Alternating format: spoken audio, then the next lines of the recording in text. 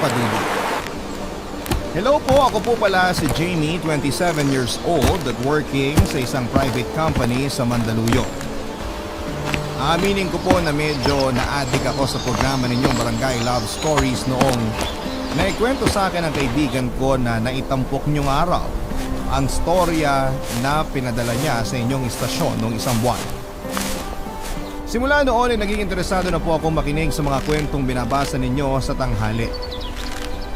Sobrang gaganda po kasi papadudot ng mga sulat na pinapadala ng ating mga kabarangay kaya na-inspired po akong magpadala din po ng kwento ko. Papadudot, laki po ako sa isang religious family. Palasimba ang mga magulang ko at kasama nila ako sa church service namin kahit noong maliit pa lamang ako. May pagka-konserbatibo po ang parents ko pero mabait naman sila sa akin. Lalo na ang papa ko na isang teacher. Sa katunayan, sa kanya ko po naman na yung hilig ko sa pagkakawang gawa kaya naman kung wala akong pasok sa opisina ay nagbobolontaryo ako sa simbahan namin. Sa barangay o munisipyo o di kaya ay sa mga private organizations sa Metro Manila.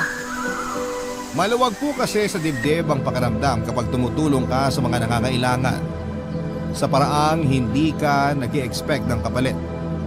Yun din po ang turo sa simbahan na kinalakhan ko at magpahanggang sa ngayon ay dala ko pa rin. Paulit-ulit din po ang sinasabi ng mga magulang ko na hindi ko kailangan maging mayaman upang makatulong sa kapwa. Bagay na pwede nating gawin sa pamamagitan ng pagkakawang gawa.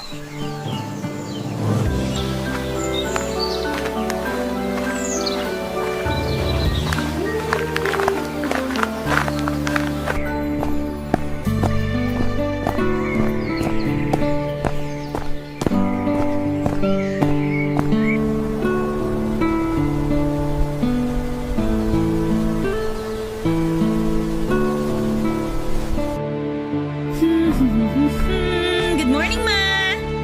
Ay, good morning, Nak! Wala ka bang pasok ngayon? Wala po, Sunday po kaya ngayon. Nakalimutan niyo na? Naku, oo nga pala, nawala sa isip ko. Ay, may nag-text. Basahin ko lang, ha?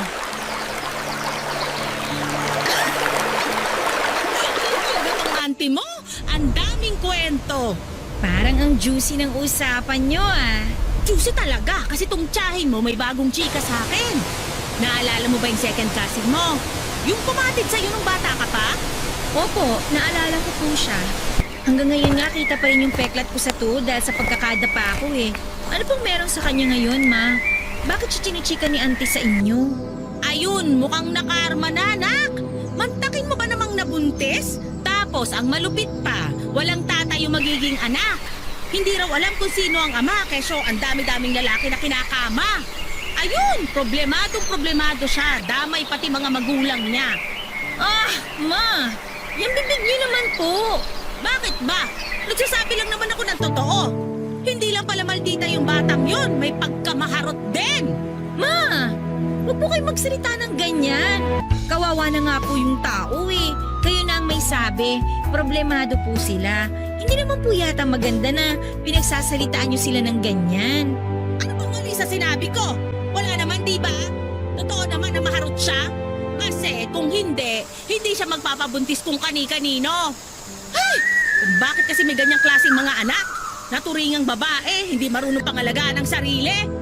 Sigurado, di rin naman nagkulang ang mga magulang niya sa kapapaalala sa kanya ng mga bagay-bagay. Pero siya tong suwael.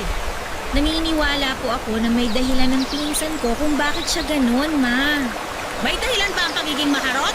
Akala ko inborn ang pagiging malande at makate. Ma, tumigil na nga po kayo.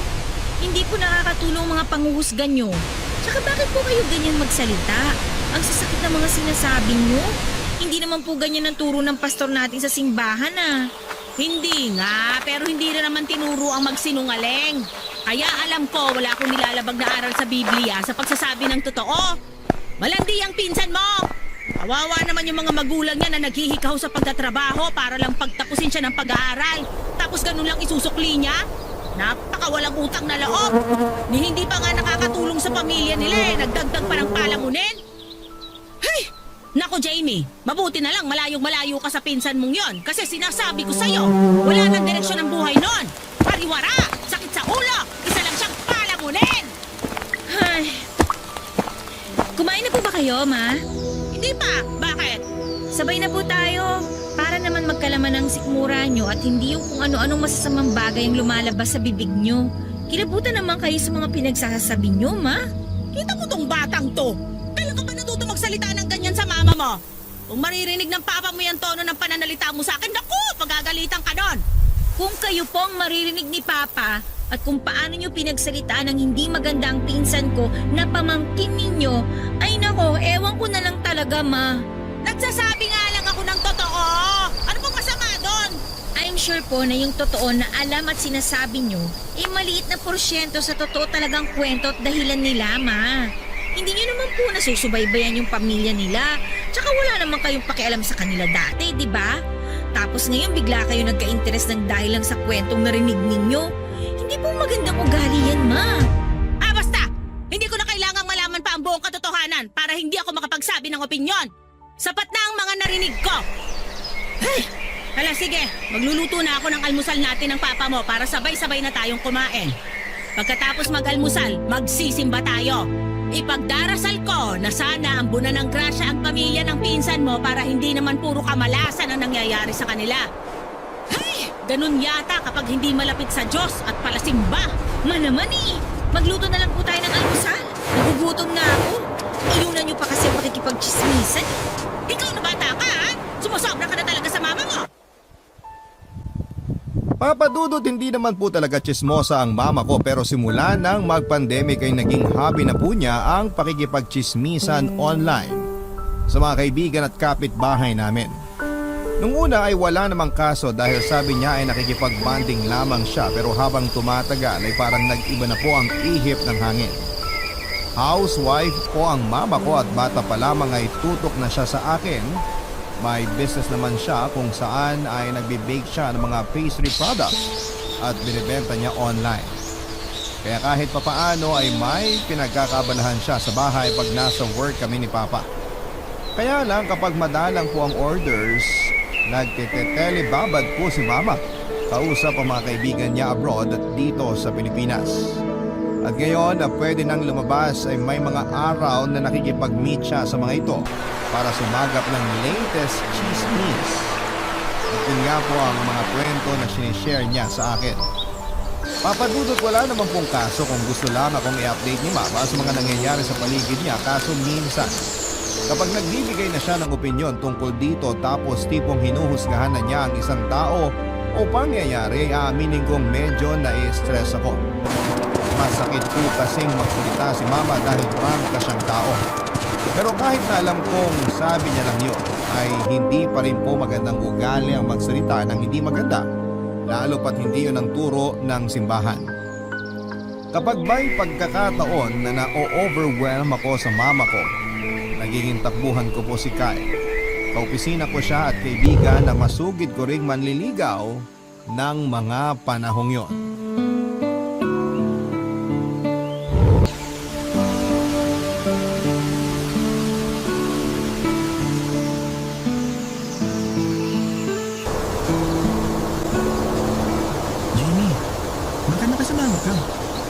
Hindi mo ba gusto ang pagkain mo? Gusto. Paborito ko tong chicken curry ng mama ko kaso parang wala akong gana. Feeling ko busog ako, ganun. Mukha ka ring stressed. Kanina pa salubong yung mga kilay mo. Ay talaga ba? Hindi talaga ako magaling magpanggap na hindi ako stressed. Ayos lang bang malaman kung bakit stressed ka? Tungkol ba yan sa trabaho o may iba pang dahilan? Well, kasama na work, pero mas dahil sa pamilya. Yung mama ko kasi, nakaka-stress. Okay lang ba na i-share ko sa'yo, Kyle? Baka kasi mabigyan mo rin ako ng advice kung ano yung gagawin eh. Baka rin kasi may maitulong ka sa akin para mabago tong mindset ko tungkol sa kanya. Sige, tingnan natin.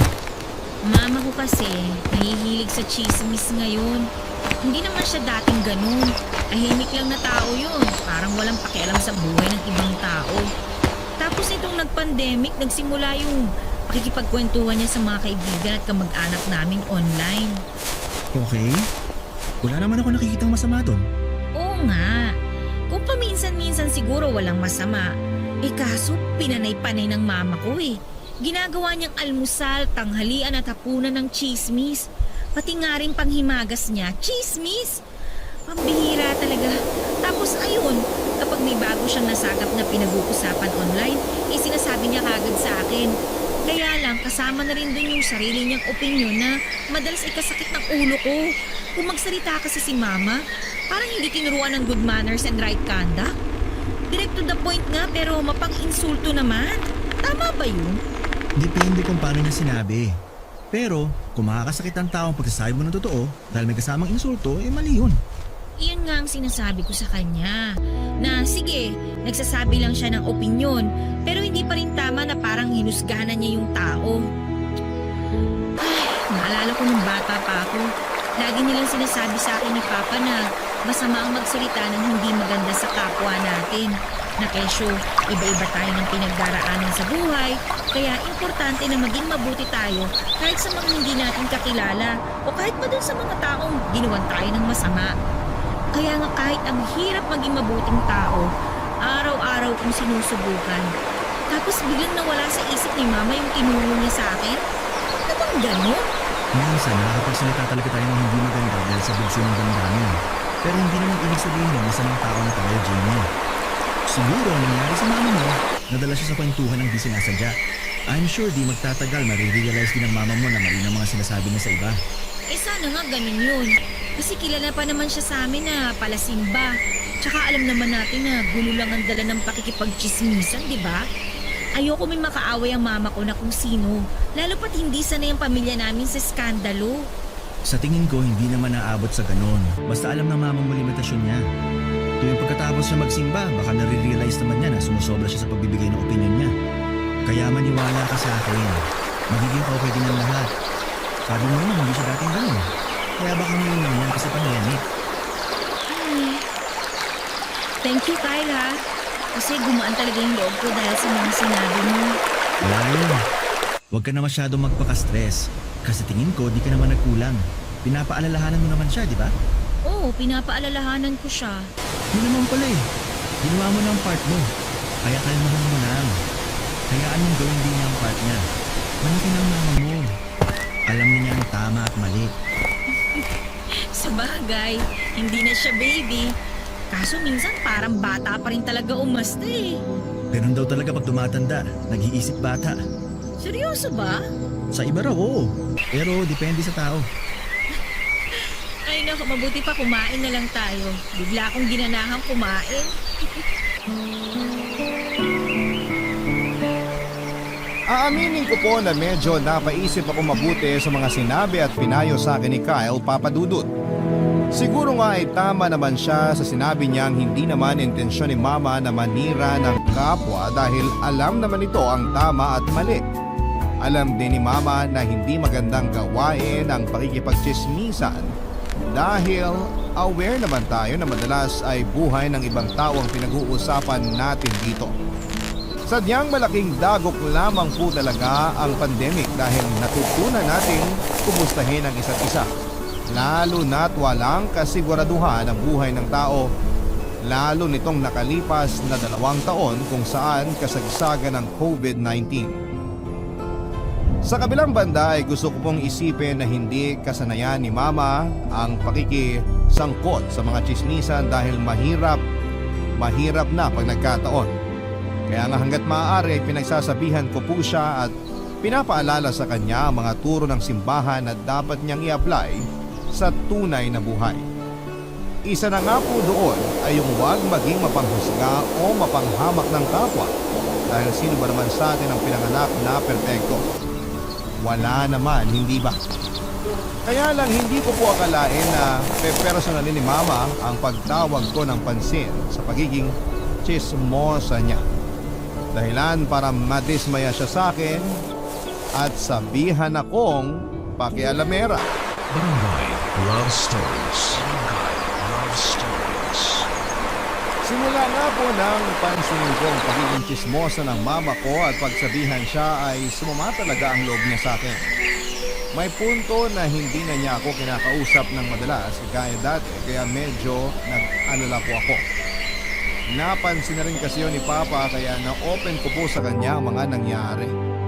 Sinabi lang niya sa akin na intindihin ko ang mama ko dahil yun din ang ginagawa niya kapag sa kanya naman itinichismis ni mama ang mga kwentong nasasagap nito sa labas at sa social media. At dahil hindi ko naman po kayang tiisin ng mama ko kaya sinunod ko na lamang po ang payo sa akin ni Papa. Nagsorry din ako kay mama kung na-offend ko siya. Sinabi naman niya sa akin na ayos lamang daw dahil mali rin nag-react siya kaagad. Eventually ay nagkasundo naman po kami, Papa Dudu.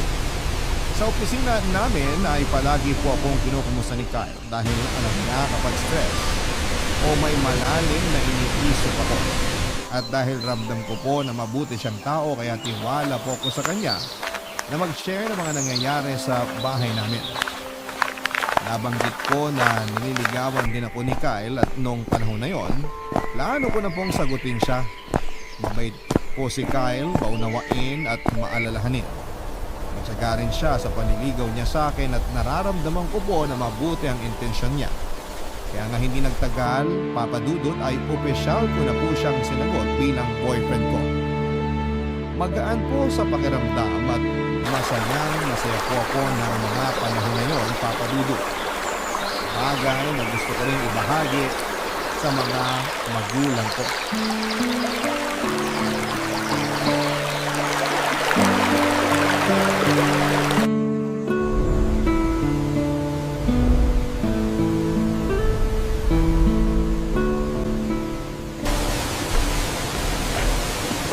Hi, Ma! Ano po yung tinitingnan niyo sa Facebook? Ha? Wala naman. Ito lang artista na idol ko. Binalita lang na sila na raw talaga nung napag-uusapang girlfriend niya. Naku, nakakakilig! Hindi ko po akalain na mahilig pala kayo sa showbiz. Sino ba yung celebrity couple na yan? Patingin nga. Ayoko nga. Baka sabihin mo pa akong chismosa. Grabe naman kayo. Biro lang.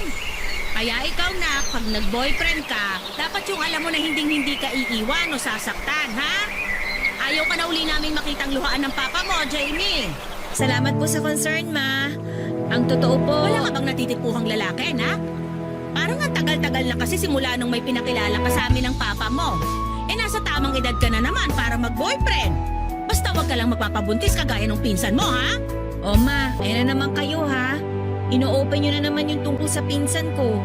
Kawawa naman po yung tao. Baka nasamid-samid na yun sa kababanggit nyo sa kanya. Wala akong magagawa dyan. Saka bakit ba ako na lang ang lagi nakikita mo? Ay pinag-uusapan din naman siya ng iba nating kamag-anak, ha? Tulad na lang nung auntie mo sa Cavite. Alarma siya sa nangyari. Kaya di siya magkanda-ganda sa kakapangaral sa mga anak niya na mag-aral lang mabuti at huwag muna mag-boyfriend. Hindi pa naman babae yung mga anak ng tiyan mo na yun, kaya takot na takot siya. Ang OA nyo naman, Ma. Hindi yan tawag doon, Jamie! Kung talagang bata ka, lagi mo na lang ako kinokontra. Hindi ko kayo kinokontra. Kayo kaya yung nagsisimula na naman. Kanina paboritong celebrity couple nyo lang ang kinukwento nyo. Tapos tumawid na yung kwento kay auntie. Ganun talaga, sanga-sanga na yon. Damay-damay na kumbaga. Mabalik tayo sa'yo. Wala ka pa bang natitipuhang lalaki? Wala ka bang ipapakilala sa amin ng papa mo? Ay, naku, Ma. Sasabihin ko na po sana kanina kaso hindi nyo po ako pinatapos. Aba, ako ba talaga ang may kasalanan? Ano ba sana yung sasabihin mo? Sasabihin ko lang po na may boyfriend na ako, Ma. Tatandaan niyo po ba si Kyle? Yung nabanggit ko sa inyo ni Papa na naniligaw sa akin. Sinagot ko na po siya. Kung ganon, Pasko, bagong taon, kailan mo siya nagdalhin dito sa atin para makilala na namin ang papa mo? Pwede ko naman po siyang dalhin dito sa bahay anytime, Ma. At saka gusto rin niya po kayong makilala ni Papa. Mabuti.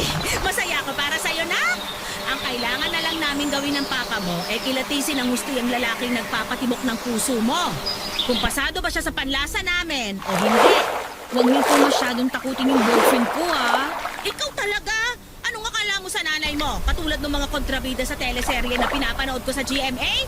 Ibahin mo ako! Mas malala ako sa mga yon! Mama naman eh. Joke lang!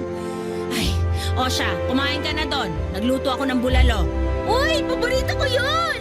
Siyempre, ako pa ba? Best mama in the world po talaga kayo!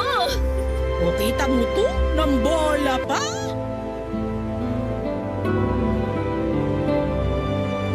Hindi po si Kyle ang first boyfriend ko pero pakiramdam ko ay siya na ang last. Ang totoo ay nagkaroon ako ng unang karelasyon pero hindi naging maayos ang breakup namin matapos niyang mag-cheat sa akin, Papa Dudu. Alam po ng parents ko ang pinagdaanan ko noon kaya naman naging overprotective sila sa akin. Matagal bago ako ulit na in love at naniwala sa true love. Kaya nga special po ang pag-ibigan namin ni Kyle dahil pakiwari ko ay siya na yung sagot sa matagal ko nang hiling na magkaroon ng mabuting karelasyon. At nang sabihin ko nga po kay Mama na may boyfriend na ako at sinabi niya, gusto nila ni Papa na makilala si Kyle ay na-excite po ako, Papa Dudu. Nag-set up po ako ng date kung kailan ko dadalhin sa bahay ang boyfriend ko.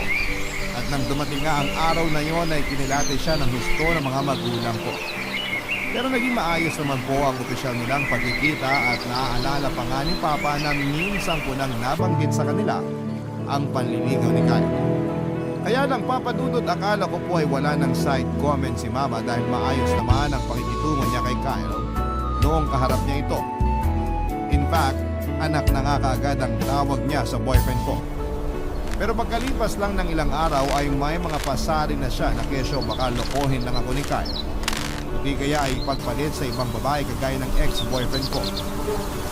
Naiintindihan ko po na concern lamang siya sa akin pero bakit kailangan niyang sabihin? Kundi kaya ibigyan ng buwang yung ganong klase ng ideya out of nowhere. Hindi pa po doon natapos sa mga sinasabi ni Mama dahil concern lang siya sa akin, Papa Dudut, dahil ikinumpara rin niya ang pamilya ni Kyle sa pamilya namin. Lumaki po kasi sa broken family ang boyfriend ko, Papa Dudut. Para kay Mama, ayaw niyang matulad sa pamilyang pinanggalingan ni Kyle ang magiging pamilya namin sa hinaharap. Kesyo dapat daw ay humanap ako ng lalaki na kapareho kong mag-isip. Or sabihin na natin na katulad kong naniniwala sa kasagraduhan ng kasal at kahalagahan ng pamilya. Hindi ko po maintindihan kung saan ang gagaling ang mga ganong isipin ng Mama ko. Kaya kahit masakit na sa tenga, ay pinagpasensyahan ulit siya. Makalipas nga ang ilang araw ay nagsawa na lamang po si Mama sa mga pasaring niya kay Kyle at sa relasyon namin dahil natuon naman ang atensyon niya sa ibang bagay.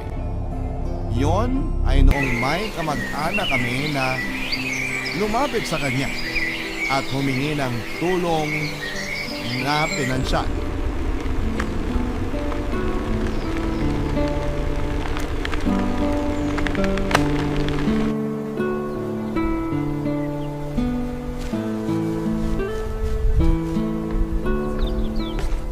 Good evening po, Ma.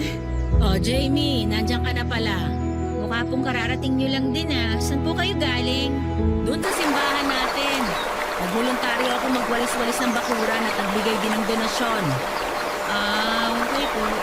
Alam mo ba, ang gaan sa loob kapag nagtawang gawa ka. Siyempre, tahanan yun ng Panginoon. Kaya kahit sumakit tong balakang ko kayo yung sa pagwawalis, feeling blessed naman ako. Mabuti naman kung ganon, Ma. Maganda na nagbabalik loob na kayo sa simbahan at sa Panginoon. Nga pala, na, nagpunta rito yung auntie mo nung isang araw. Yung nanay nung pinsan mong maharot. Alam mo ang dahilan?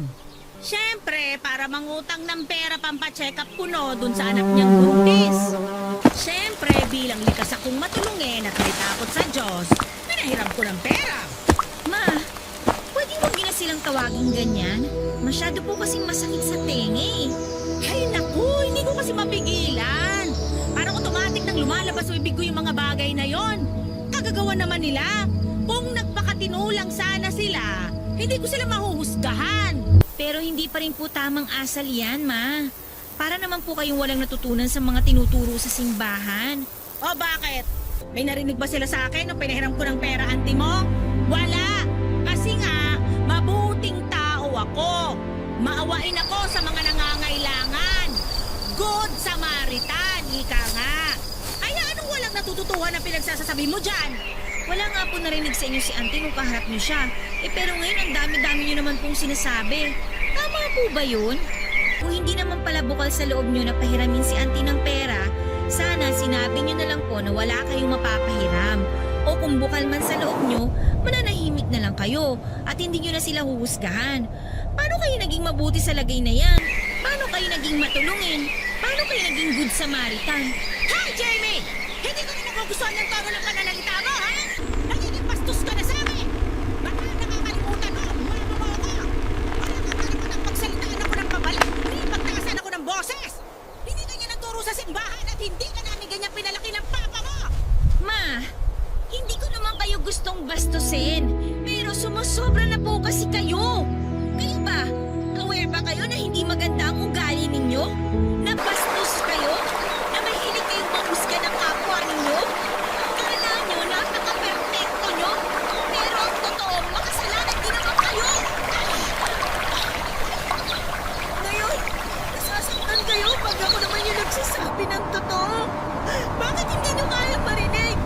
Sumusobra na kasi kayo, ma. Hindi naman kayo ganyan dati, ah.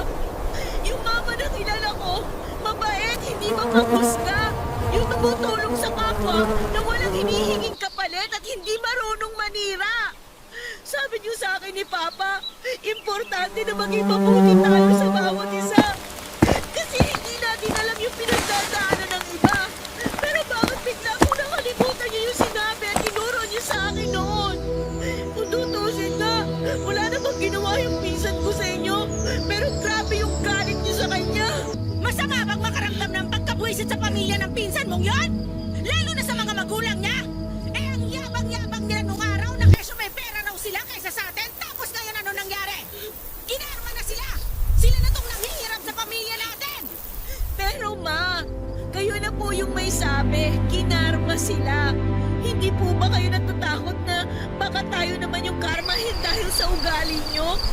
Baka nakakalimutan nyo, bilog ang mundo, ma. At madalas kung ano po yung tinanim ninyo, yun din ang aanihin ninyo. Doon man lang po matakot na kayo. Doon man lang po maghinay-hinay na kayo sa mga pagsasabi nyo ng hindi maganda. Alam nyo, sa totoo lang, nakakahiya. Kasi kilala pa naman kayong banal at palasimba ng mga kapitbahay natin. Pero ganyan ang ugali ninyo, ma. Parang hindi tama. Kaya please, ma, magbago na po kayo.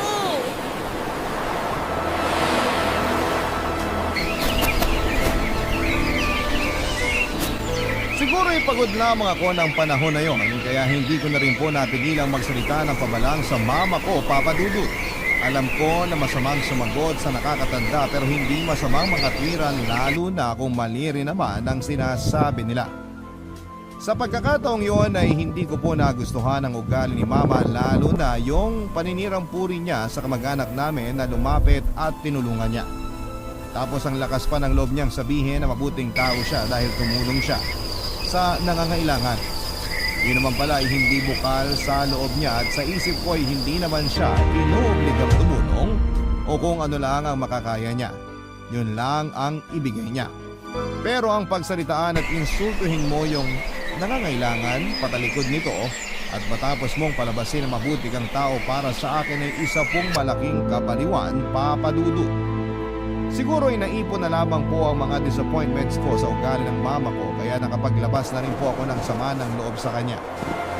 Para sa akin ay masyado ng taliwas sa mga turo ng simbahan ng ugali niya tapos may lakas pa ng loob niya isipin ang tama o makatuwila ng asal niya. Siyempre nagalit din po sa akin si mama at nagkasamaan kami ng loob. Pero that time ay tinis ko po na hindi siya kausapin at suyuin. Pinanindigan ko na po na hindi ako natutuwa sa pag-uugali niya dahil iba sa sinasabi niya ang kanyang mga ginagawa noon. Papa Dudut. Barangay Love Stories. Barangay Love Stories. Papa Dudut, hindi po kami kaagad nagkamali ng mama ko dahil naging busy ako sa trabaho ng mga tanong na yun. Naging excuse ko rin ang madalas kong pag-overtime para hindi kami magpang-abot sa bahay.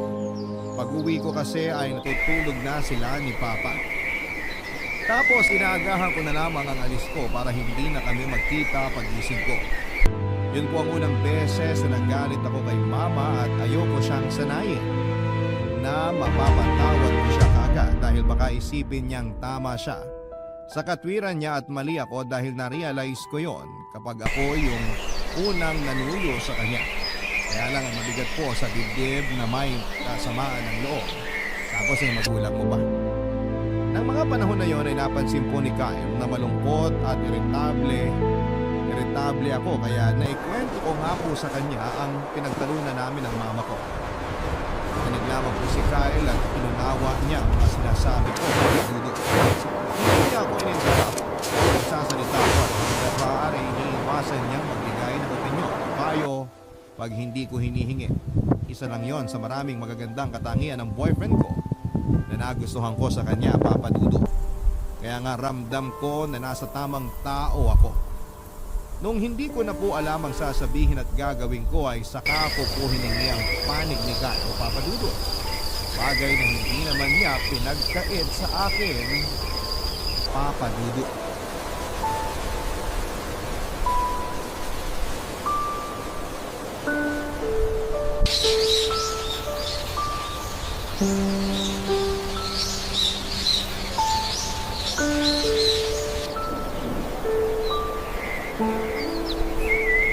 Babe, kanina ka ba malungkot ah? May problema ka ba? Ay, nagkatampuhan ulit kasi kami ni Mama. Pero this time, tinitiis kong huwag makipagbati sa kanya. Pwede ko bang malaman kung anong dahilan? As usual, katulad pa rin ng dati, yung ugali niyang judgmental at ang hilig sa pakikipagchismisan. Nasagot ko siya kaya ayun, sampal niya ako. Pero kasi naman sumusobra na siya. Hindi na matino yung pangangatwiran niya. Lumalabas kasi na dinidepensahan niya ang sarili niya na mabait siyang tao. Kahit ang sama naman ang ugali niya. Babe, mahal mo pa rin yun. Kaya nga ako mas nalulungkot kasi mama ko siya. Ayoko na nagkakaganon siya. Hindi kasi yun maganda eh. Kung concerned siya sa isang tao, hindi na niya kailangan i-chismis o pagsalitaan ng masama pag nakatalikod. Inintindi ko naman siya katulad ng mga payo mo. Pero nung nagkasagutan kami ng oras na yon, napuno na ako eh. Oo, mali ako na nasagot ko siya. Aminado naman ako doon, babe. Pero hindi ko magawa mag-sorry sa kanya kasi baka palabasin niyang tama siya at ako pa yung mali. Kaya tinitiis ko siya. Naiintindihan ko na dapat matutuloy ng mama mo kasi sumusobra na siya. Sana lang huwag patagalin ang away niyo kasi baka ikasira pa yan ang relasyon ng mag-ina. Kaya ko naman, mahal mo ng mama mo, babe. Siyempre naman, mama ko yun. Tsaka ayoko rin talaga na tinitiis siya. Kaso kailangan niyang ma-realize na hindi ako natutuwa sa pag-uugali niya. Sino ba ang gusto niya magsabi sa kanya na mali ang ginagawa niya? Ibang tao pa ba? Dapat pusa yung manggagaling sa pamilya namin. Para sa loob pa lang ng bahay namin eh, nakokorek na yun. Yun kaya lagi nilang sinasabi sa akin ni Papa. Tapos magagalit siya pag pinagsasabihan ko siya. Dahil anak lang ako, ganun. Mali yung ginagawa ko dahil mama ko siya. Ganun ba yun? Kadalasan, ayaw ng matatanda na pinasasabihin sila ng masarap sa kanila. Kaya ng mama ko. Minsan, minamasama niya kapag pinapayuhan ko siya. Anong ginagawa mo para ma-realize niya ang mga sinasabi mo sa kanya? Inuulit ko lang din sa kanya mga sinabi ko. Tinatsaga ko para ma-realize niya ang punto ko. Pero pag sobrang close-minded na siya, hindi ko na muna ipinipilit. Minsan nagugulat na nga lang ako na siya na mismo nakaka-realize na tama ako at hindi siya. Pride lang din kasi nila yun dahil na hindi sila sanay na pinasasabihan. Akala kasi nila kung magulang natin sila, kaya alam nila ang lahat. Siyempre kung concerned sila sa atin, concerned din tayo sa kanila. Yung ibang anak nga dyan, hindi na pinagkakaabala ang kasabihin ng parents nila. Kasi feeling nila, alam na ng mga magulang nila ang tama at mali. At kaya naman, wala lang talaga silang pakialam sa mga nanay at tatay nila. Pero hindi naman lahat ng mga anak katulad nila. Meron din kagaya natin. Kaya nga ang maipapayo ko lang, kung hindi na-realize agad ng mama mo, ibigyan mo lang ng time. Malay mo may nangyari. Tapos masabi niya na, tama ka pala, mali siya. Ang magagawa ko na lang ngayon ay ipag-pray ang mama ko. Alam ko naman na hindi ako nagkulang sa kanya bilang anak. At pag sinabi ko kay Papa ang tungkol dito, siguradong kakampihan niya ako.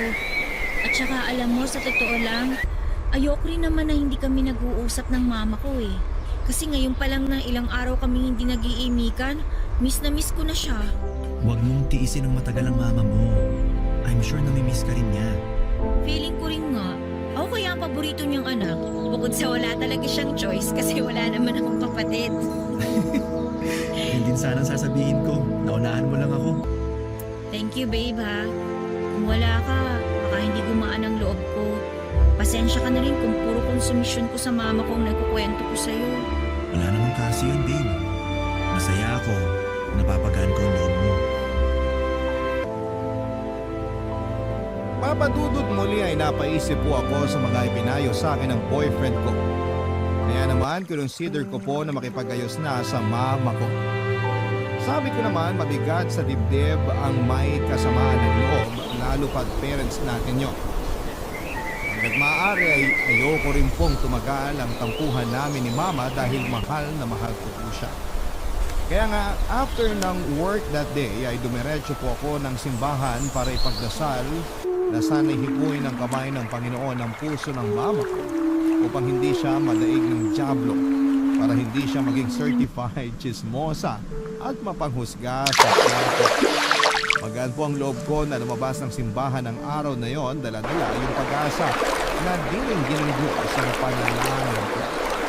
Pinagabihan, plano ko pong makipagdating kay mama pag-uwi ko pero wala pong tao sa bahay namin papadudot. Nung una'y nagtaka ako tapos ay pinamain ako ng nagkakaban nang mag-bring ang cellphone ko at nakita ko ang pangalan ni Papa sa caller ID. Handa-tanggap ang dibdib ko nang sagutin ko ang tawag at mas lalo akong nanlumo nang sabihin ni Papa na nasa ospital daw sila ni Mama dahil raw niya ito doon tapos niyang nakapilo sa hagdanan ng bahay namin habang buwababa dahilan para dumaus-us siya at mabalian ang buto.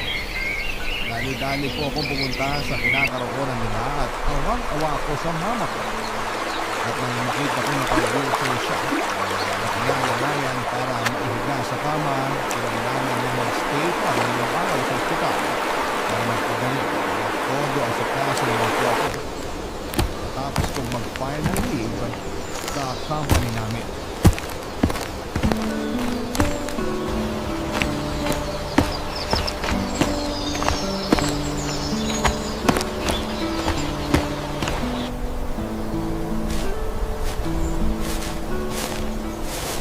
Ano, ma?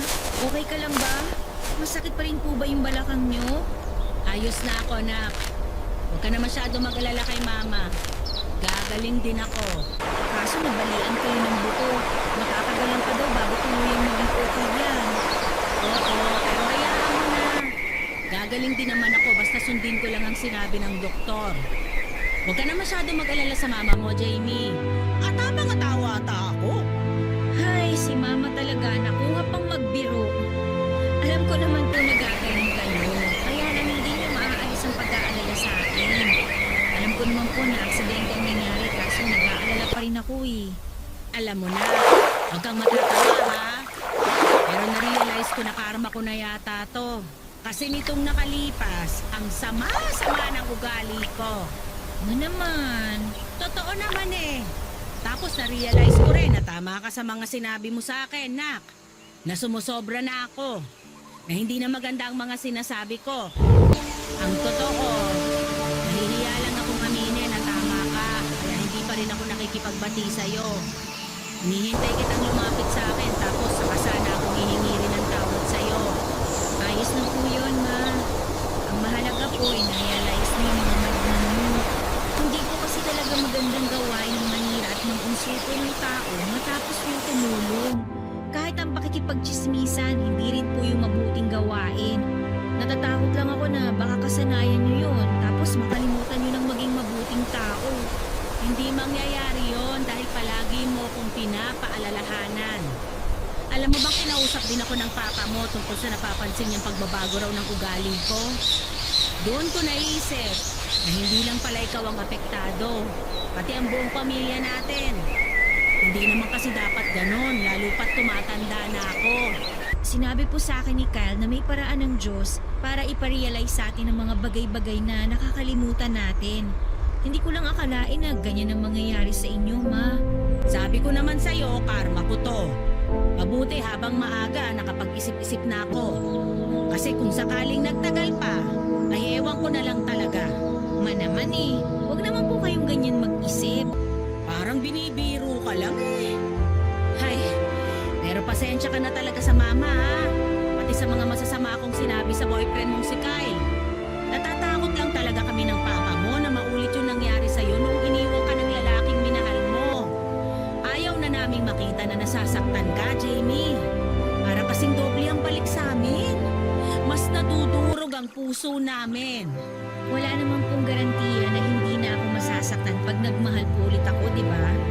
Pero mas pinili ko pa rin pong subukan at hindi sukuan ng pag-ibig. Kasi hindi naman pare-pareho ang mga lalaki eh. Meron at meron pong mga katulad ni Kyle na alam kong mahal ako. Panatag ako pagkasama siya at masaya po ako. Mga bata pa kayo. Marami pa kayong pagdadaanan. Pero nandito naman kami ng papa mo para gabayan kayo. Naniniwala naman ako na mabuting bata si Kyle. Ako na kasi nga, alam mo na. Naiintindihan ko po kayo, Ma. Kayo ni Papa. Sa ngayon, ang importante po ay gumaling kayo. Kaso, wala po kayong choice kasi ako magbabantay sa inyo.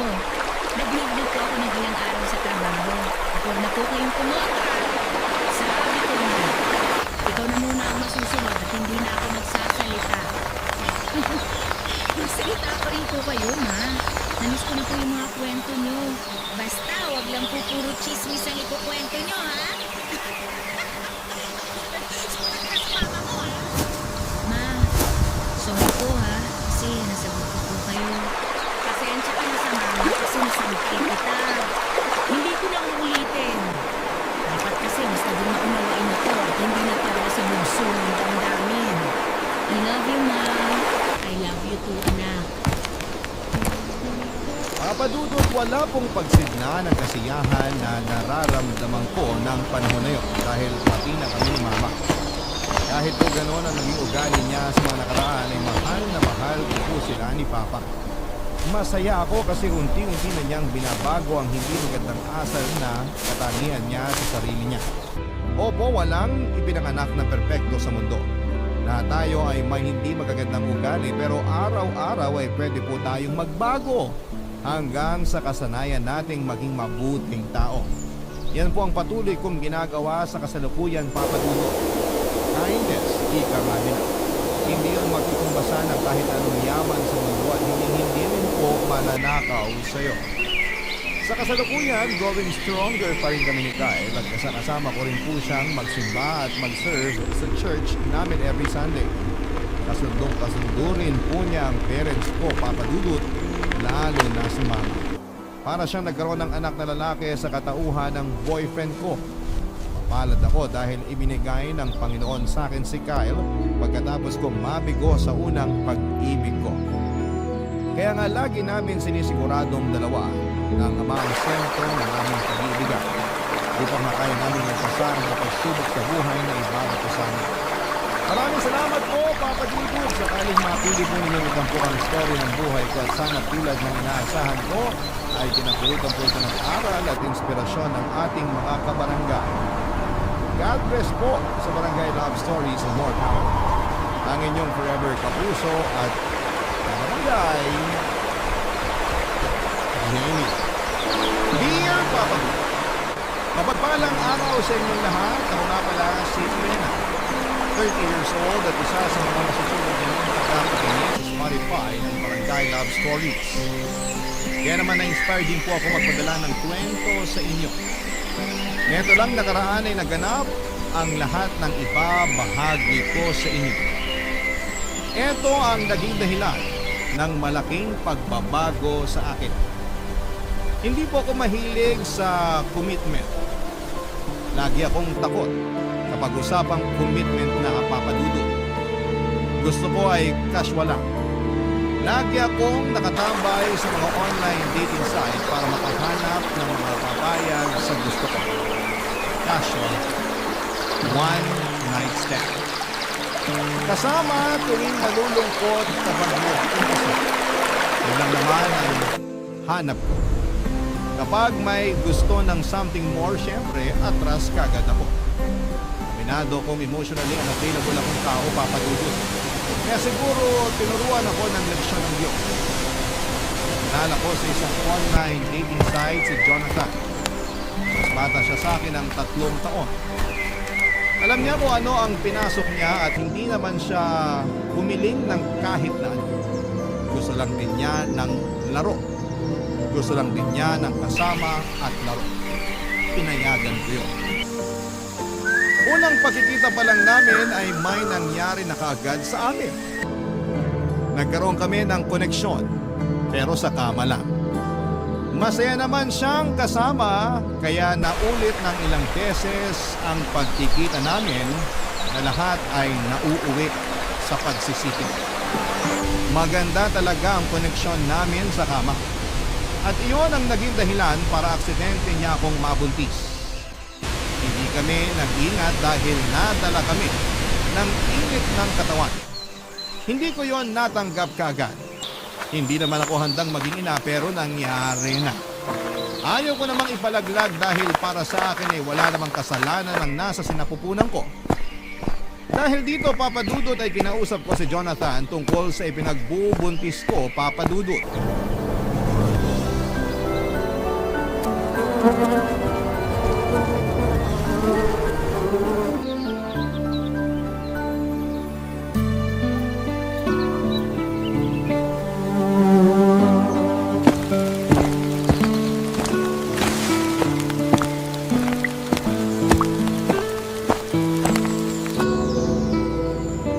Anong oras?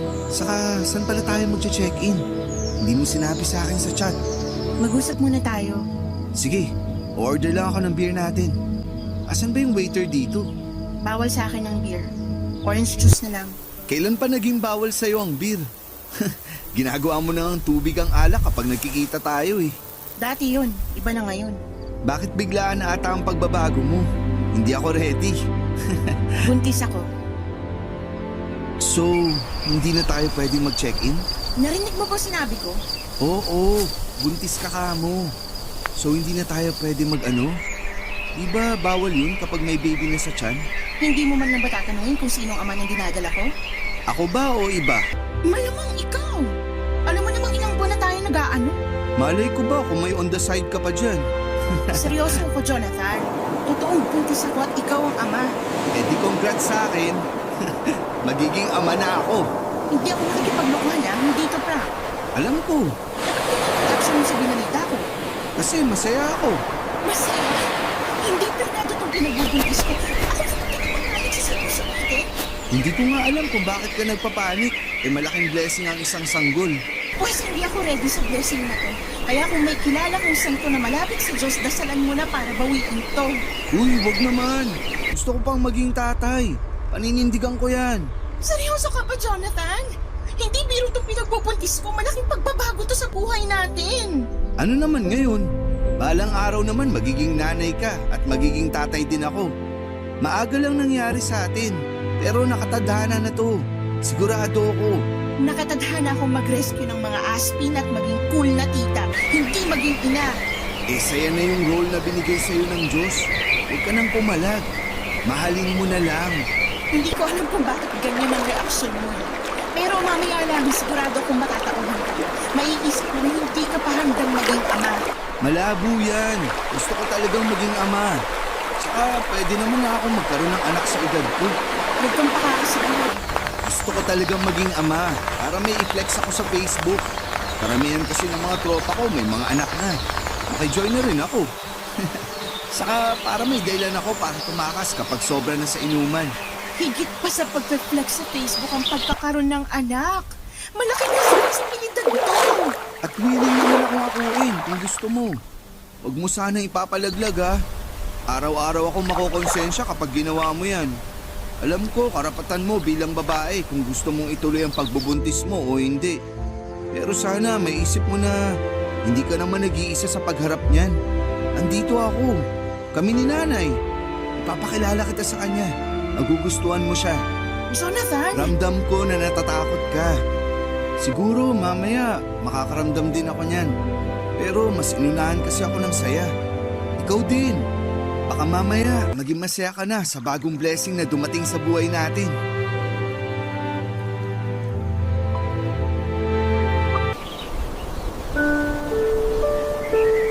Papadudot na wala na ako ng enerhiya na makipagtalo pa kay Jonathan. Kahit na ilang beses kong pinaramdam sa kanya na hindi biro ang pagkakaroon ng anak. Ayaw pa rin niyang makinig. O ayaw niya lang pakinggan dahil masyado siyang in love sa ideya na magkakaroon na siya ng i-flex sa Facebook. Tinawagan ito ang kanyang nanay para ibalita ang mga nangyari. Mukha namang maayos ang naging usapan nila, Papadudot. Mukhang mabait din ang nanay niya. Pagkatapos noon ay sinabi ni Jonathan na gusto ng nanay niya na tumira muna ako sa kanila habang nagbubuntis ako. Gusto nilang alagaan ako at ang magiging anak ko. Aaminin ko na na-touch ako sa mga sinabi ni Jonathan. Yon kasi ang unang beses na may trumato sa akin na parang isang pamilya. Wala kasi akong nakagisnang magulang. Lumaki ako sa tiyahin ko at noong mismong libo ko ay kinausap na niya ako para umalis na sa bahay niya. Hindi na raw niya ako kayang buhayin pa. Nasa tamang edad naman na raw ako para makapagtrabaho. Umalis ako sa bahay ng tiyahin ko sa mismong 15th birthday ko. Hindi ko alam kung saan ako pupunta noon. Bitbit ko ang dalawang malaking bag kung saan nakalagay ang mga gamit ko. Pansamantala ay nakitira ako sa best friend ko. Umalis din ako makalipas ang 2 buwan dahil panayang parinig sa akin ng mga magulang niya. Nakahanap ako ng trabaho at nagsumikap. Mula sa pagbe-bed space ay nakakuha na ako ng sarili kong kwarto. Paunti-unti ay umayos ang buhay ko. Ito ang dahilan kung bakit natatakot akong mapalapit at mapamahal sa iba. Natatakot ako na isang araw ay abandonahin din nila ako tulad ng ginawa ng mga magulang at tiyahin ko. Kaya naman malaking pagbabago talaga sa akin na tinanggap ako nila Jonathan at ng kanyang nanay at masarap pala yun sa pakiramdam, Papadudot.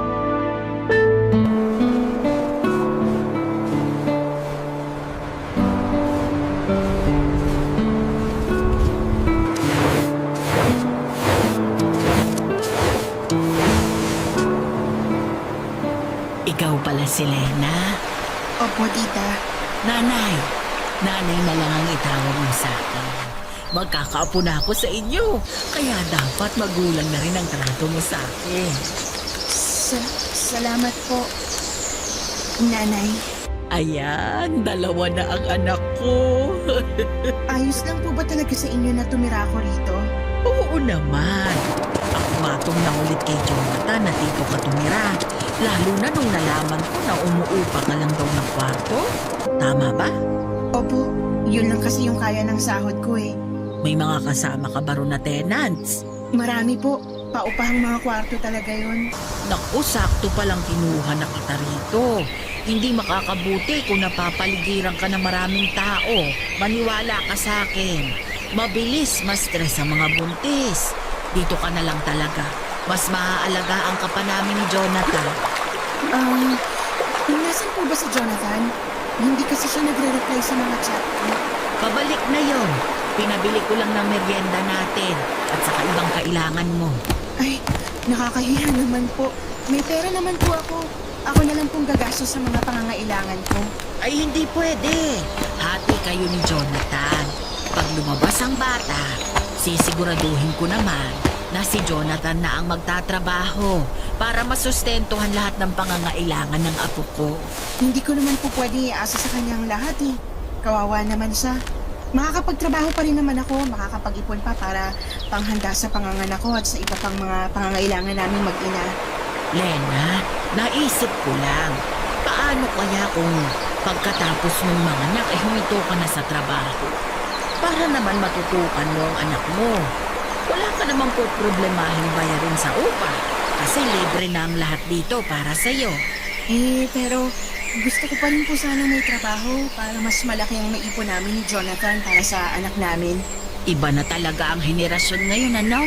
Nung panahon kasi namin, kailangang huminto sa pagtatrabaho ang mga nanay para may magbantay sa mga anak. Kaya ko naman pong pagsabayin. Ay nako, sa una lang yan. Pero kapag nahawakan mo na ang anak mo, halos ayaw mo nang bitawan at ayaw mo na ring bumalik sa trabaho. Lagi mong mamimiss. Lagi kang mag-aalala. Marami akong pamangkin na ganyan ang nangyari. Saka ko na po siguro po problemahin kapag nandun na ako. Sa ngayon, gusto ko pa rin pong magtrabaho para may abot naman po ako sa inyo kahit papaano. Hindi mo kailangan akong abutan. Ano ka ba? May pinagkakakitaan naman ako. Ipunin mo na lang para sa anak mo. Salamat po, tita. Anong tita?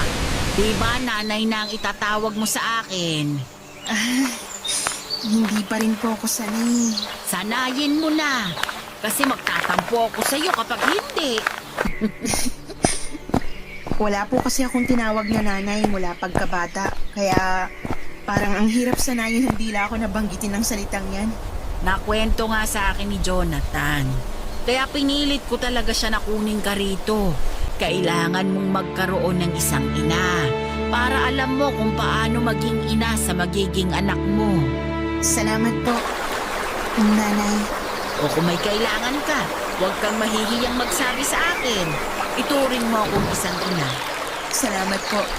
Nay, Lena, nakabili ako ng merienda. Okay bang paglihian mo tong inihaw ng mais at taho?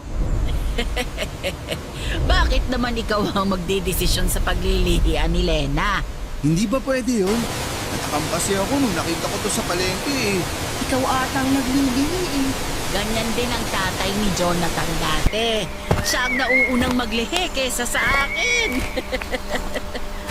Dalin mo na rito yung mais sa taho na yan. Maski ako nadamay sa paglilihi mo, Jonathan. Nagkatawanan at nagkantsawan pa ang mag-ina habang hinahanda ni Jonathan ang merienda namin, Papa Dudut. Napangiti na lamang ako. Ganito pala ang pakiramdam na mapabilang sa totoong pamilya. Tahimik lang ako noon at pinagmamasdan silang dalawa. Ang saya nilang tignan. Hindi ko yon naranasan. Hindi ko man na-experience ang bonding na ganoon pero ramdam ko na masaya yon sa pakiramdam. Kita ko naman sa mga mata nilang dalawa na maganda ang koneksyon nilang mag-ina. Nagkakwentuhan na rin kami tungkol sa pamilya ni Jonathan. Nalaman ko na 10 years old pa lamang si Jonathan nang mamatay ang tatay nito. Isang seaman, malaki naman ang naiwang pera sa kanila. Sapat para masustentuhan ang pag-aaral ni Jonathan hanggang kolehiyo. Pero hindi na rin nakapagtapos ng kolehiyo si Jonathan dahil tinamad na ito. Tinanggap na lamang yon ng nanay niya. Ang nanay niya ay isang retired na guro sa elementarya.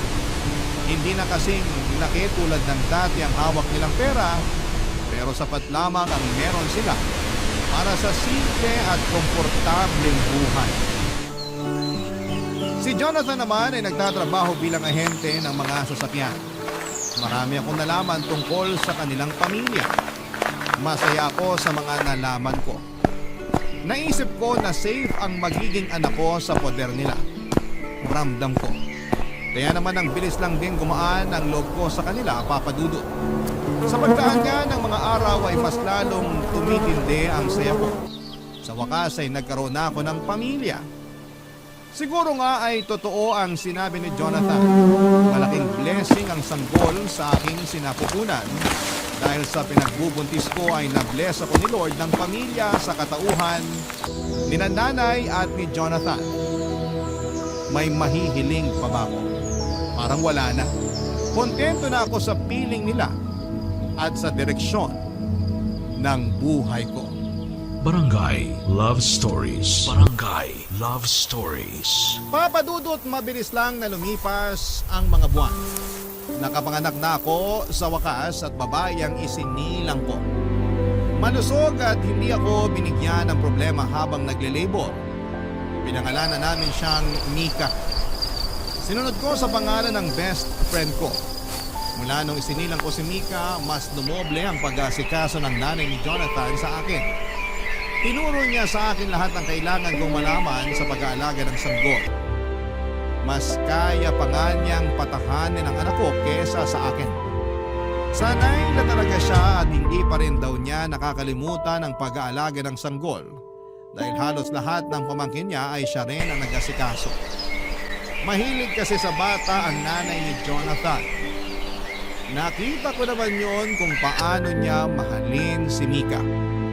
Pansamantala nga ay ang nanay ni Jonathan ang katabi ko sa kwarto para mabantayan niya si Mika. Si Jonathan naman nung lumagpas ng 1 buwan ng baby namin ay nakitulog na rin sa kwarto. Sa sahig siya natutulog papadudod. Ito pa rin sa kama ang nanay niya. Natatakot kasi ang nanay ni Jonathan na baka maipit nito ang baby namin. Malikot daw kasi si Jonathan matulog. Totoo naman. Ilang beses ko na yung na-experience kahit nung hindi pa ako nabubuntis. Alam na alam talaga ng nanay ni Jonathan kung paano kami alaga ang mag-ina. Habang buhay kong ipagpapasalamat na napunta ako sa kanila. Ang tanging naging problema ko na lamang ay si Jonathan. Napansin ko kasi na after kong manganak ay parang tinamad na siyang mag-alaga ng anak namin. Hindi ko naman siya inuobligang gawin oras-oras ang pag-aalaga. Pero napansin ko kasi na parang umiiwas siyang gawin yon. Papadudot.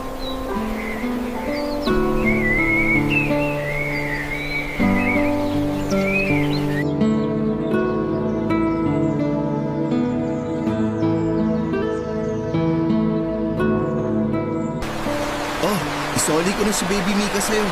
Kala ko hindi na kayo matatapos mag-selfie. Ayaw kasi niyang umiti. Hindi pa talagang ngingiti yan.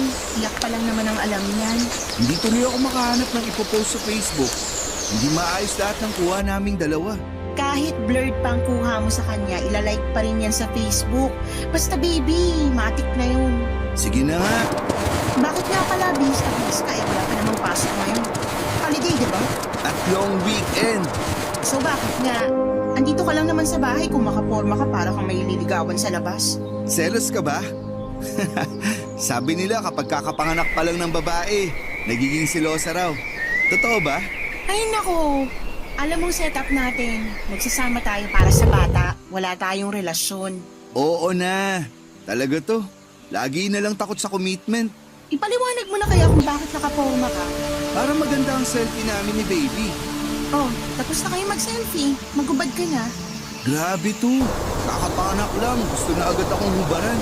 Uy, pagalingin mo muna ang tahi mo bago tayo bumira. Ang dumi ng isip mo. Ang ibig ko sabihin, magpalit ka na ng pambahay para komportable ka na at matulungan mo na rin ako sa pagbabantay kay baby. Aalis ako. Huh? Saan ka naman pupunta? Out of town. Kasama ang mga katrabaho at tropa ko. Ngayon na? Oo, kaya nga ako nakabihis, di ba? Hinihintay ko na lang yung tropa ko magsusundo sa akin. Eh bakit ngayon mo lang sinabi sa akin? Hindi mo man lang pinaalam. Bakit ako magpapaalam? Eh wala namang tayo. Diyos! Seryoso ako. Alam mo naman kailangan kita sa pag-aalaga ng baby natin eh. Kaya mo na yan ni nanay. Hindi nyo nga ako kailangan eh. Pampasikip lang ako sa bahay. Pero Jonathan, hindi naman pwedeng iasa na lang natin sa nanay mo lahat ng pag-aalaga sa anak natin. Gusto naman niya. Kahit na, responsibilidad natin ng anak natin. 3 araw lang naman ako mawawala. Lunes ng gabi, nandito na ako. May pasalubong pa ako para sa'yo. 3 araw? Long weekend, di ba?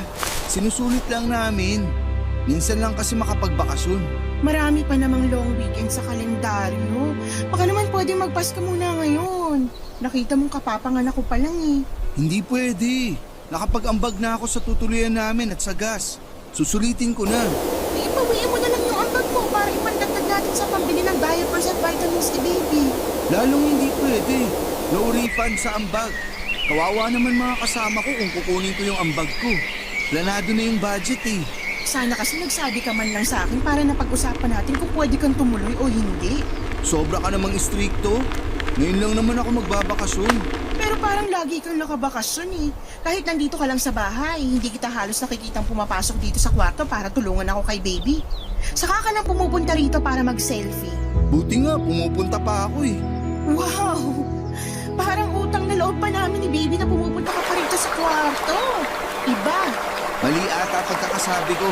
Sorry, nabigla lang. Huwag kang magalit ha. Babawi ako sa iyo ni baby pagbalik. Promise, ako ang mag-aalaga. Matulog ka hanggat gusto mo. Promise. Promise yan. Oo. Ayun na, bumusina na yung tropa ko. Alis na ako Mag-chat na lang tayo.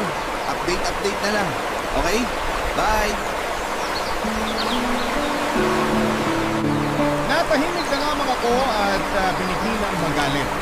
Lalo na nung hindi niya maingat na sinarado ang pintuan ng kwarto kaya nagulat ang baby Mika namin. Mas lalo tuloy akong naghit-ngit sa galit. Iniwan niya kaming mag-ina at akala ko naman dahil noong weekend ay makakasama namin siya. Pero hindi pala. Mas inuna niyang makasama ang mga katrabaho at katropa niya. Hindi ko naman siya pinagbabawalang lumabas. Lagi ko naman siyang pinapayagan na makipag-inuman o kung saan man siya pumunta pagkatapos ng trabaho niya. Basta sa akin lang ay tumulong siya sa pag-aalaga sa anak namin. Pero hindi ganoon ang nangyayari. Ako at ang nanay lamang niyang nag-aasikaso kay baby Mika. Kaya na nga ako na magpatulong sa nanay ni Jonathan dahil hindi naman ngayon responsibilidad. Matagal ko nang napansin yon kay Jonathan. Parang wala talaga siyang interes sa anak namin. Noong nasa sinapupunan ko pa lamang ay excited lagi si Jonathan na mga anak ko para raw maipagmalaki pa niya sa Facebook ang anak namin.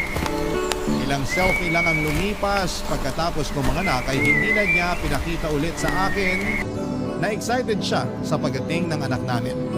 Sakalang talaga niya kinukumusta ang anak namin kapag kailangan niya nang may maipopost sa Facebook.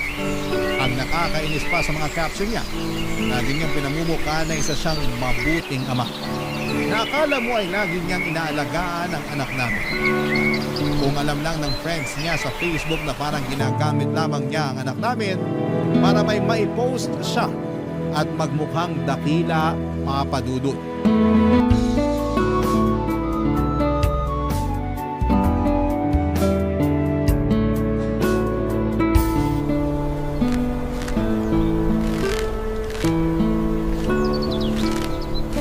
Lena, Bakit? may sasabihin ako. Nakita mo ba yung mga medyas ni baby? Nawawala yung ibang pares eh. Hindi ko alam. Tanong mo na lang si nanay. Siya naman yung naglalaba. Pwedeng ikaw na lang ang magtanong. O kaya, tulungan mo akong hanapin dito. Baka nandito lang sa cabinet at naihahalo sa ibang damit. Huwag mo nang pahirapan ang sarili mo. Itanong na lang natin kay nanay. Lagi na lang tayo nagpapatulong at nagtatanong sa nanay mo. Mahiya naman tayo. Ang simple lang nitong paghahanap ng mga pares ng medyas. Kaya na natin to. Tulungan mo ko. Kailangan na ba niya? Sana. Ang init pa kaya? Lamigin ang paa ng anak mo. Hindi mo ba alam? Ngayon ko lang nalaman. Hindi ka naman kasi nagtatanong. Mukhang mauuwi na naman to sa away Ano ba yung sasabihin mo? Ano kasi? May bagong labas na cellphone. Oh, tapos, Gusto ko sanang bumili. sira na ba yung cellphone mo? Hindi pa naman. Eh di wag ka munang bumili. Hindi practical eh. Tulungan mo na akong hanapin yung mga pares ng medyas ng anak mo bago siya magising. Mas importante to. Mas importante ang cellphone mo kasi malamigan yung paa ng anak mo? Hindi naman yan ang ibig kong sabihin. Mali lang ako ng nagamit na salita. Pero kailangan ko talaga ng bagong cellphone. Para saan nga? Kung parehas lang naman ang purpose sa dati mong cellphone, mas maigi na huwag ka na munang bumili. Nagsasayang ka lang ng pera. Ipunin mo na lang para sa future na pangangailangan ng anak natin. Puro na lang anak natin. Paano naman ang kailangan ko? Ano? Sana mali ang rinig ko sa sinabi mo. O sana mali lang ulit ang pagkakagamit mo ng salita. Ang pangit ng dating sa akin eh. Gusto ko lang ng bagong cellphone. Sobrang luma na ng cellphone ko. Mabilis nang malobat. Mabilis malobat kasi panay Facebook at online games ang ginagawa mo. Luma na kasi talaga. Magastos sa kuryente kung lagi ako nagcha-charge. Saka hindi maayos ang camera nitong luma kong cellphone. Kaya ang pangit tuloy ng mga selfie namin ni baby. Alam mo, sige na lang. Bumili ka na lang ng cellphone. Kahit ano pang klaseng cellphone yan o kahit ilang cellphone pa. Bumili ka na. Ayoko na makipagtalo sa'yo. Tulungan mo na akong hanapin yung mga pares ng medyas ng anak mo. Teka lang, pag-usapan muna natin tong cellphone ko. Ano pa bang dapat pag-usapan? Pumayag na ako, diba? Kahit ngayon din, bumili ka na. Pero wala akong pera. Ha? Eh bakit mo sinasabi sa akin na kailangan mo nang bumili ng bagong cellphone tapos wala ka naman palang pera? May konti ako na itabi, pero pambakasyon ko sana yun sa susunod na long weekend. Diretsuhin mo ako. Baka pwedeng pairam muna ng pambili ko ng cellphone. Ano? Hindi pwede. Ikaw ang gagamit, kaya ikaw ang gumawa ng paraan para bumili. Huwag mo idami ang pera ko. Babalik ko rin naman. Nilaan ko yung ipon ko para sa pangangailangan ng anak natin. Lalo't hindi pa ako sigurado kung babalik pa ako sa trabaho o maghahanap ako ng ibang pagkakakitaan. Bad trip naman. Ano ka mo? Wala. Tutulungan mo ba ako sa paghahanap ng medyas ng anak mo? Hindi. Wala ako sa mood. Gusto ko na noong sapakin si Jonathan sa gigil ko, Papa Dudu. Halo-halo na noon ang emosyong nararamdaman ko. Hindi nakakatulong sa postpartum ang pinapakitang kabalbalan ni Jonathan sa akin.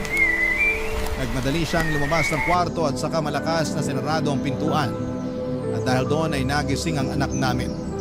Nahirapan na tuloy akong pabalikin sa pagkakatulog si baby. Hindi ko na rin nagawa ang dapat kong gawin dahil kailangan kong patahanin ang anak namin.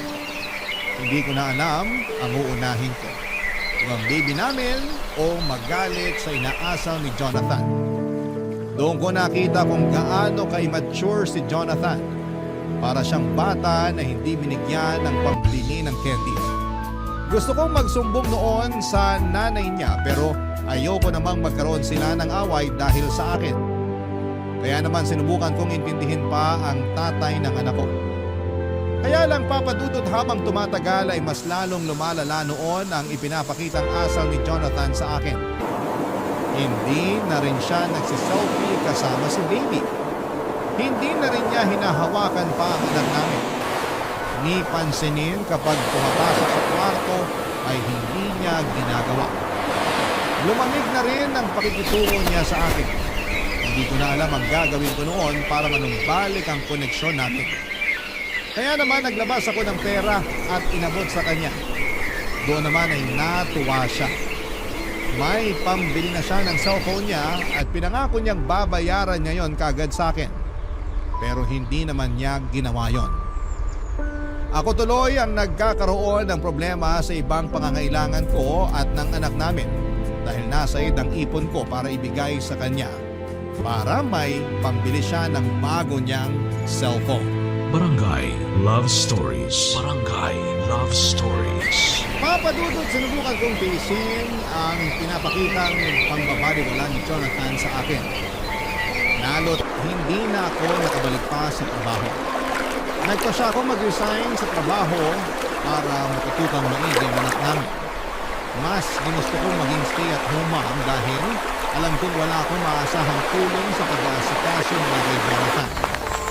Nahihiya na rin ako sa nanay niya lalo't napapansin kong nahihirapan na rin kumilos ang nanay niya dala ng edad nito. Wala akong ibang naging choice at gustuhin ko mang magtrabaho ay hindi ko magawa dahil wala akong mapag-iwanan sa anak namin. Nag-try na lang akong rumakit ng buy and sell sa Facebook. Konti lang ang nakukuha ko pero sapat na yon pansamantala para may pambili ng kailangan ni baby. Hindi pa rin kasi ako binabayaran noon ni Jonathan mula sa inutang niyang pambili ng cellphone sa akin. Mali nga ata na nakabili ng cellphone si Jonathan dahil mas lalo siyang nakatutok dito. Napabayaan niya lalo ang pag-aasikaso sa anak namin.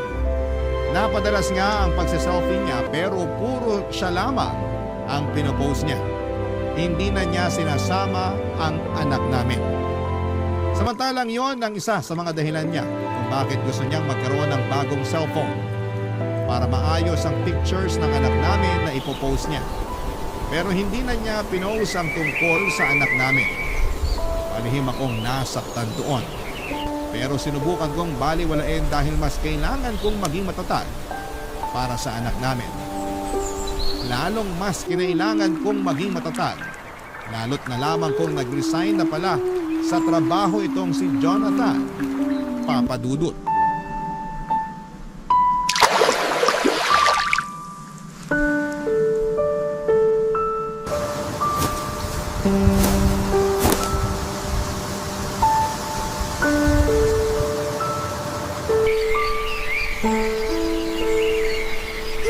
Nag-resign ka sa trabaho? Oo nga, paulit-ulit. Bakit mo naman ginawa yun? Hindi ko na kaya yung pampapower trip ng boss ko. Lagi akong pinapagalitan. Bakit ka pinapagalitan? Kasi may mga palpak ako sa trabaho. Pero kailangan bang pagalitan? Pwede namang kausapin na lang. Para naman siyang isip bata. Lagi na lang mainit ang ulo niya sa akin kapag nagkakamali ako. Kahit sinong boss naman siguro magagalit kapag may palpak na ginagawang mga empleyado niya. Pero walang personalan. Parte yun ang trabaho niya eh. Sigurado namang lilipas din yun. Gusto ka lang niyang matuto. Di ko naman kailangan ng advice mo. Pinapaliwanag ko lang sa'yo.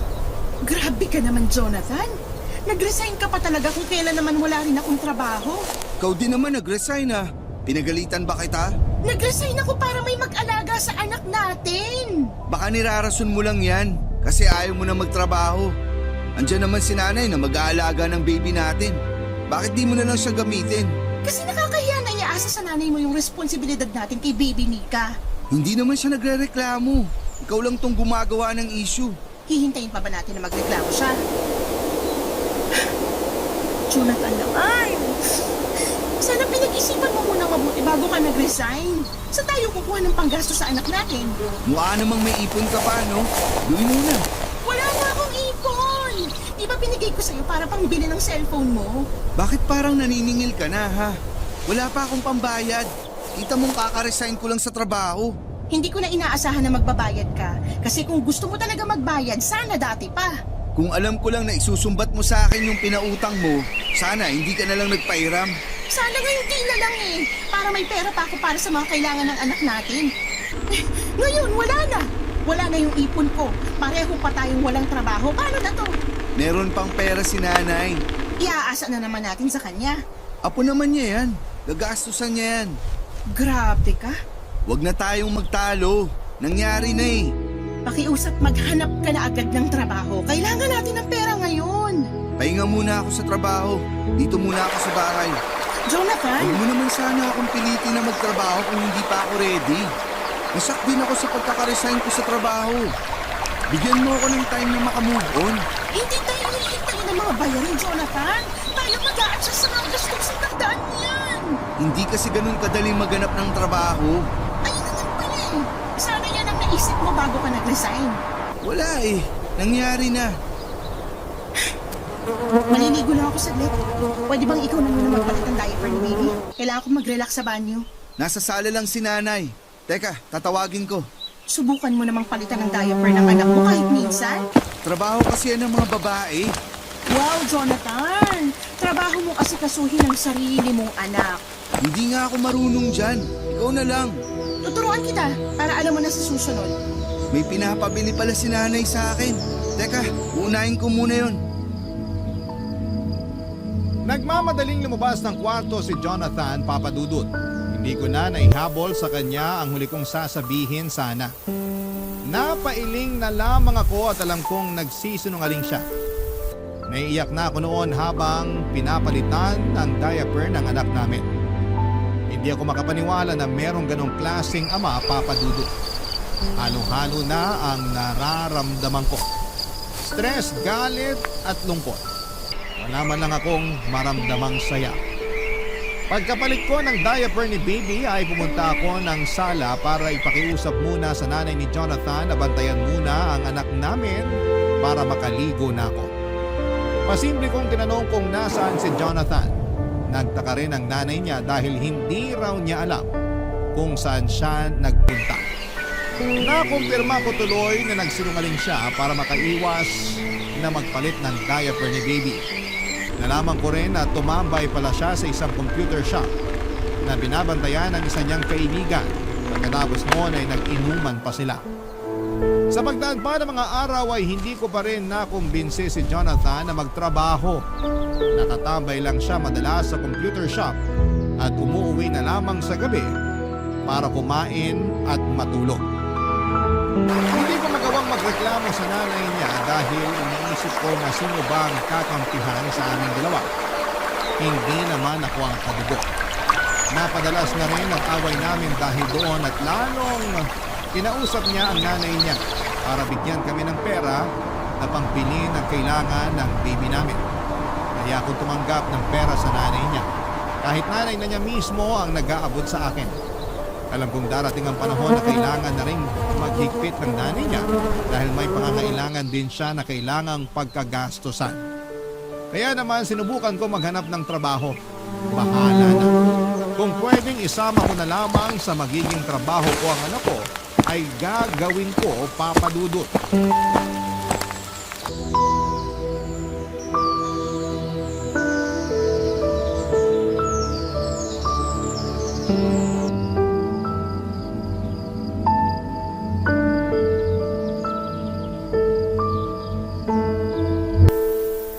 Lena, mag-usap tayo. Maghahanap ka na ba ng trabaho? Hindi yan ang gusto kong pag-usapan. Eh ano pala? Sigurado ka bang anak ko si Baby Mika? Ano? Natanong ko lang kasi syempre, mahilig kang makipag-ano sa ibang lalaki. Gusto ko lang makasiguro.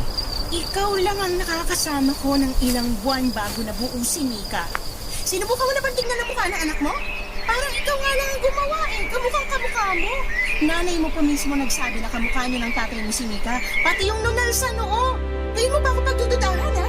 Eh kung may pera ka, ipa-DNA test natin para magkaalaman na. Huwag na yung DNA test na yan. Gastos lang yan. Gusto ko lang talagang itanong. Nakaka-insulto ka na. Sorry na. Kung wala ka ng ibang sasabihin, pwedeng lumabas ka na muna bago ako sumabog sa sobrang galit ko sa'yo. Hindi mo naman kailangan magalit. Magtanong lang ako. Karapatan ko rin malaman ang totoo. Lumabas ka na lang, please. May isa pa pala akong sasabihin. Huwag mo na akong galitin lalo, please. Hindi ka magagalit. Baka magustuhan mo pa tong naisip ko. Ano yon? Yung dati kong katrabaho, hindi raw sila magkaroon ng anak. Parang hindi ko gustong pupuntahan ang sasabihin mo. Makinig ka muna. Maging open-minded ka.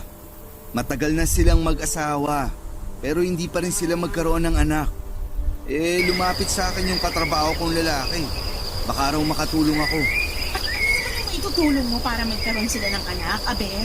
Ikaw ang bubuntisin? Hindi ah. Huwag mong sabihin sa akin na akong ipapabuntis mo sa kanya. Uy, mas lalong hindi. Grabe ka naman mag-isip. Walang bubuntisin sa atin. Ano nga ang balak mo?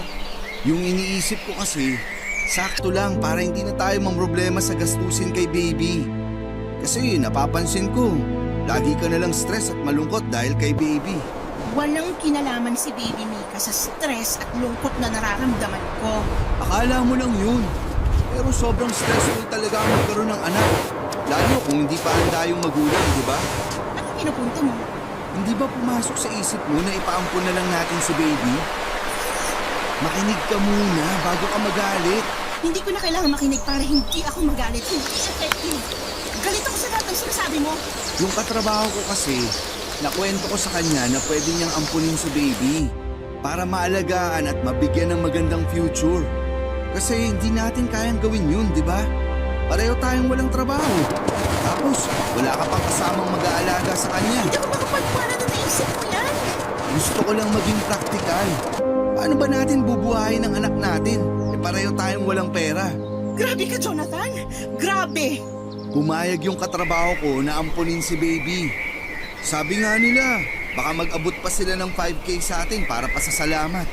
Mag-update naman daw sila lagi sa kalagayan ni Baby Mika para makampante tayo. Saka Lena, bibigyan tayo ng 5K. Ayaw mo pa nun?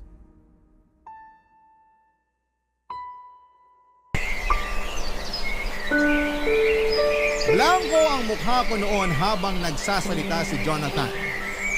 Hindi ko na magawa pang magalit. Napagod na ako. Hindi ko na rin siya inimik noon. Panay pa rin ang salita ni Jonathan at sinabi ko sa kanya na pag-iisipan ko at kung pwedeng lumabas muna siya ng kwarto. Sumunod naman siya. Sabi niya i-idlip lang daw siya sa kwarto ng kanyang nanay at gigisingin ko na lamang daw siya kapag nakapag-decide na akong ipamigay ang baby namin. Pagkalabas ni Jonathan ng kwarto ay nilabas ko ang mga bag namin ni baby at nag-impake. Hindi ko na kayang magtiis. Nagkataon pang wala ang nanay niya kaya madali akong nakatakas. Mabilis akong natapos at may konti pa akong natirang pera mula sa inabot sa akin ng kanyang nanay. Nakiusap ako sa dati kong katrabaho na kung pwedeng makituloy muna kahit na ilang araw at pumayag naman. Kaya mas lalo akong ginanahan na umalis dahil merong tutulong sa akin. Nang mailagay ko na sa taxi lahat ng gamit namin ni Baby ay dahan-dahan akong pumasok sa kwarto para kunin ang cellphone ni Jonathan. Tulog pa siya. Malalim pa ang tulog at tinanggal ko ang SIM card niya at saka nireset ang cellphone at saka yun kinuha. Doon ako nagmadaling umalis nang walang paalam sa kanya. Pero naghiwan ako ng sulat para sa nanay niya. Nagpasalamat ako sa lahat ng tinulong niya sa akin at sinabi ko lahat ng sama ng loob ko sa kanyang anak. Ang sulat na yon ay nagawa ko matagal na at hindi ko alam kung kailan ko yon maiaabot sa kanya. At dumaan na nga ang araw na pwede ko nang ipabasa sa kanya ang sulat na yun. Dinikit ko yun sa ref at pagkatapos noon ay lumabas na kami ni Baby Mika ng bahay at saka sumakay na sa taxi. Binenta ko ang cellphone ni Jonathan para may pera akong dagdag sa pagsisimula ko. Mabuti na lamang at nabenta ko kaagad sa dating katrabaho ko. Ginamit ko ang perang yon para makapagsimula ng maliit na negosyo. Unti-unti ay lumakas ang negosyong yon at nakatayo na akong muli sa sarili kong mga paa. Tinulungan ako ng Diyos na makabangon. Mabilis ang pagbangon ko dahil nakita ng Diyos na nahihirapan ako. Sa ngayon, papadudot ay masaya akong umuupa ng isang maliit na apartment at hawak ko ang sarili kong oras dahil sa pinili kong negosyo. Wala na rin po kong balita pa kina Jonathan at mas minabuti kong huwag nang makibalita pa dahil isa na siyang nakasaradong kabanata sa buhay ko. Maraming salamat po sa pagbasa ng aking liham at sana po ay nagsilbing inspirasyon ng aking pinagdaanan para sa mga single mom na katulad ko na masugid na nakikinig sa inyo.